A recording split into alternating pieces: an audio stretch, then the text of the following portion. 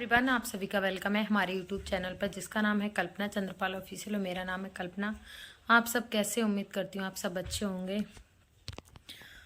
मैं भी ठीक हूँ। मेरे सिर में बहुत तेज़ दर्द हो रहा है। मैं अभी दवा खाई हूँ और मैं आज दोपहर लाइव क्यों नहीं आई, इसलिए बताती हूँ आप लोगों को कि क्यों नहीं आई। मैं गई थी अपने मायके में मेरी एक चाची लगती हैं, वो ख़त्म हो गई थी। तो मुझे सुबह फ़ोन आया था, बराबर में भाभी रहती हैं, तो उन भाभी ने बताया था, तो मैं उन भाभी के साथ ही सुबह ही चली गई थी और आई हूँ मैं 4 बजे। हाँ, 4 बजे आई हूँ। 4 बजे आके फिर मैं सारा काम छोड़ गई थी, केवल सब्जी बना गई थी, आटा मल के रख गई थी, बच्चों को दोनों को नहला गई थी और इन्हें दूध दे गई थी। इतना काम करके गई थी। उसके बाद मेरा सारा काम बाकी पड़ा था, जैसे कपड़े। दुनिया में सारी चीज़ खरीदी जा सकती है पर माँ बाप कभी नहीं खरीदे जा सकते। दुनिया की सारी चीज़ मिल जाएगी पर माँ बाप कभी नहीं मिलेंगे हमें दोबारा। ये बात सही है या गलत है, आप लोग कमेंट में ज़रूर बताना। सब कुछ खरीद सकते हैं इस दुनिया में, लेकिन माँ बाप को नहीं खरीद सकते, ना ही हमें दोबारा माँ बाप मिल सकते हैं। और मायके में भले ही सब लोग हों, अगर माँ ना हो तो माँ के बिना मायका ही खाली है। और मुझे तो यही लगता है कि अगर मम्मी नहीं है ना तो मायका ही ख़त्म हो जाता है लड़की के लिए। लड़की हिचकिचाती है हर चीज़ के लिए, और माँ होती है तो हक के साथ सब कुछ मांगती है, हक से सब चीज़ ले आती, किसी से पूछने की ज़रूरत नहीं पड़ती है। अच्छा, आप लोग बताना कमेंट में कि मैंने ये सही बोला कि गलत बोला। माँ के बिना घर सूना हो जाता है। वो एक कविता किसी ने लिखी थी कि मेरी माँ को गिनती नहीं आती, मैं 2 रोटी मांगता हूँ तो वो 4 ला के देती है। और हाँ, ऐसा ही था कुछ। और माँ जो है बच्चों को बुला बुला के खाना खिलाती है, और कोई नहीं कर सकता ये, कोई नहीं। और आज देखो मैं घर पे नहीं थी तो आज मेरे बच्चों ने खाना नहीं खाया है, क्योंकि मैं इनको बुला बुला के खाना खिलाती हूँ। अगर इनसे पूछो कि खाना खाना है तो ये खाना नहीं खाएंगे, कहेंगे नहीं। जब इनको सामने डंडे से ला के रखो और डंडा रखो, धमकी दो डंडे से मारने की, तब ये खाना खाते हैं। तो आज सिर्फ एक टाइम मैंने खाया है, क्योंकि मैं तो चलो चली गई थी, लेकिन इन लोगों ने भी एक टाइम ही खाना खाया है। वही मैं इनसे कहती हूँ, अगर मान लो कभी कुछ हो गया बाई चांस, तो ऐसे कैसे रहोगे। अब मुझे इसे सिखाना पड़ेगा बड़े वाले बेटे को। छोटा वाला तो अभी छोटा ही है, नहीं समझता है। तो ठीक है फ्रेंड्स, बाय बाय।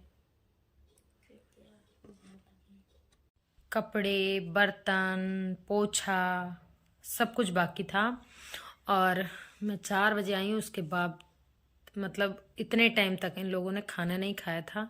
ये खुद से खाना निकाल के नहीं खा सकते, इनके लिए मैं 4 रोटी बना के रख गई थी और सब्जी बना के रख गई थी। फिर भी जब मैं आई हूँ, आके मैंने बर्तन धुले हैं, पोछा लगाया है, सिर धुल के नहाई हूँ।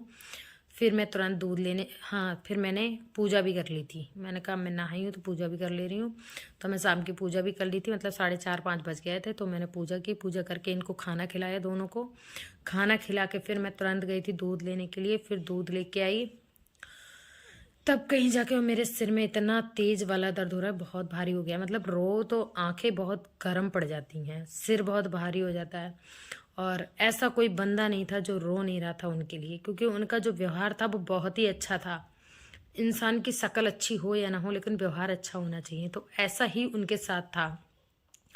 कोई भी पराया से कोई भी सही, सबको अपना समझती थी। बहुत ही अच्छी आदत की थी, कभी भी देवर जेठ या किसी में भी उनने फ़र्क नहीं समझा, सबको बहुत समझते थे। इसीलिए इतने सारे लोग आए थे, सब कुछ। और ऐसा कोई था नहीं जो रो नहीं रहा था। उनकी 2 बेटी हैं, 3 बेटे हैं, तो एक बेटी रह गई है शादी करने के लिए। बस यही सबसे बड़ा दुख रह गया। ये है कि लड़की की शादी, लड़की हो या लड़का, किसी की भी शादी माँ बाप के सामने हो जाए तो अच्छी बात है। पापा हैं, पर देखो आप लोग समझ सकते हैं कि पापा में और मम्मी में बहुत फ़र्क होता है।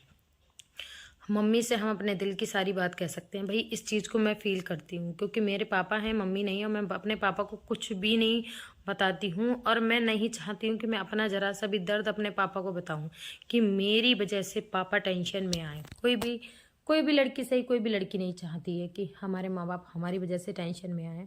होती हैं कुछ लड़कियां, बट मैं उस टाइप की नहीं हूँ। और एक उन दोनों बेटों की शादी हो गई है। मतलब टोटली जितने लोग थे सभी रो रहे थे, दामाद भी रो रहे थे, उनके देवर भी रो रहे थे, उनकी दोनों बेटियां भी रो रही थी, दोनों बहुएं भी रो रही थी, तीनों बेटे भी रो रहे थे। उनका जो बड़ा बेटा है वो आर्मी की जॉब देख रहा था, पर उसको नहीं लगी थी, तो वो गुरुजी की सेवा करता है, मंदिर पे रहता है, उसने शादी नहीं की है। तो वो उसकी सबसे ज़्यादा टेंशन करती थी और अपनी छोटी लड़की की शादी की टेंशन करती थी, और उनके सामने शादी नहीं मिल पाई। यही बहुत दुख की बात है। उस लड़की, छोटी वाली लड़की का तो रो रो के गला बैठ गया है, गला। हम सबको भी बहुत मानती थी, हमारी बस्ती की थी, मतलब पड़ोस की थी, लेकिन बहुत मानती थी। जब मेरी मम्मी ख़त्म हुई थी, मुझे याद है, मेरी मम्मी हुई थी 8 मई को 9, साढ़े 9 बजे, क्योंकि जब मेरी मम्मी ख़त्म हुई थी उसी टाइम पे मेरी मम्मी का मेरे मतलब मुझे सपना आया था। मुझे ऐसा एहसास हुआ था, मुझे मम्मी की तुरंत याद आई थी। शनिवार का दिन था, मैं बहुत बिजी थी उस समय। उस दिन मैं बहुत बिजी थी। ऐसा वो मेरा पहला मनहूस दिन है जिस दिन मैं अपनी मम्मी से बात नहीं की थी, वरना जब से मेरी शादी हुई मैं मम्मी से एक बार नहीं, दिन में कितनी कितनी बार बात करती थी। लेकिन उस दिन मैं बहुत ज़्यादा बिजी थी, बहुत ज़्यादा। हाँ, हस्बैंड भी थे मेरे उस दिन, हाँ हस्बैंड भी थे आए हुए। तो शाम को मुझे याद आई थी, तो मैंने सोचा था कि मम्मी हो सकता है सो गई हूँ, क्योंकि बीमार चल रही थी बहुत ज़्यादा। हम, मेरे हस्बैंड उन्हें लखनऊ लेके गए थे, एमएच में आर्मी हॉस्पिटल है जो लखनऊ में, वहाँ ले गए थे उनको। तो वहाँ से आने के बाद उनकी तबीयत ज़्यादा ही बिगड़ गई थी, और एक दिन पहले मम्मी के पास होके आई थी। दूसरे दिन की बात ऐसी है कि मैं बात नहीं कर पाई थी। तो मेरी मम्मी का सपना आया था, तो मैंने सोचा सुबह को बात करूँगी, सुबह को कर लूँगी, अभी सो गई होंगी दवा ववा खा के। और और इत्तेफाक ऐसा था, मेरे पास छोटा फ़ोन था, तो जिधर सिर करके सो रही थी उधर फ़ोन नहीं रखा था, पैरों की तरफ फ़ोन रखा था। मतलब मेरे दिमाग पे ऐसा सनीचर बैठ गया था। और मेरी बुआ ने जब कुंडा खटकाया, मैं बुआ के यहाँ उस समय रेंट पे रहती थी, जब बुआ ने कुंडा खटकाया मेरा, तो सबसे पहले मैंने फ़ोन देखा। हस्बैंड मेरे बाहर को गए निकल के, मैंने फ़ोन देखा मेरे पापा की कॉल पड़ी है। मैं कह रही इतनी रात में पापा ने कॉल क्यों की है। फिर मैं जब तक मेरी बुआ मेरे हस्बैंड को बता पाती, उससे पहले मैं कॉल कर दी अपने पापा को। फिर मेरे पापा के मुंह से आवाज़ ही नहीं निकल पाई, वो बोले तुम्हारी मम्मी ख़त्म हो गई। उसके बाद क्या होगा ये बस समझ सकते हैं आप लोग। तो मोहल्ले का कोई नहीं था, और वो जो चाची आज ख़त्म हुई हैं वो चाची थी। जब मैं गई थी रात में 12 बज गया था, तो मेरे हस्बैंड हम चारों बच्चों को, मतलब मोनू बहुत छोटा था, डुग्गू थोड़ा बड़ा था, थोड़ा बड़ा का मतलब 2 साल का रहा होगा, नहीं 3 साल का था, 3 साल का था, और मोनू होगा ऐसे ही 4-5 महीने का, ज़्यादा नहीं था, ऐसे ही था, मुझे इतना याद नहीं है। तो हम लोग को बांध के लेके गए थे वो, कि मतलब क्योंकि मोटरसाइकिल है, मोटरसाइकिल पर रात में सब लोग रोक रहे थे कि रात में मत जाओ, सुबह को चले जाओ, लेकिन मैंने कहा कि नहीं, मेरी मम्मी के पास कोई नहीं है। उस समय मेरी बड़ी वाले भैया की शादी हो गई थी, छोटे वाले की नहीं हुई थी। तब हम आ गए थे, वहाँ पहुँचे, देखा तो केवल यही चाची थी, और मेरी भाभी की मम्मी थी, और कौन था मुझे याद भी नहीं है। फिर मैं पहुँच गई थी।